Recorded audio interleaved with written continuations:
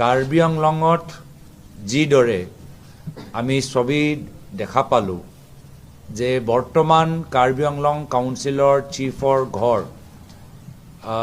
যিদৰে প্ৰতিবাদ কৰা ব্যক্তিসকলে তাত সোমাই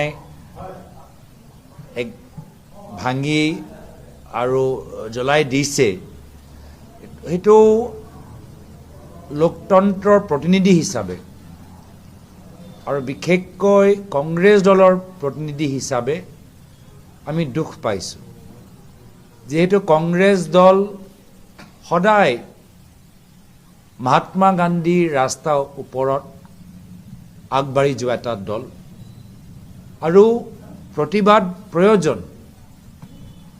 গণতান্ত্ৰিক দেশৰ ভিতৰত প্ৰতিবাদ প্ৰত্যেকগৰাকী অসমীয়াৰ তেওঁলোকৰ সাংবিধানিক অধিকাৰ, কিন্তু কেতিয়াও আমি প্ৰতিবাদৰ সময়ত হিংসা চৰকাৰ ফালৰ পৰা বা প্ৰতিবাদ কৰা মানুহসকলৰ পৰা আমি চাবলৈ নিবিচাৰোঁ।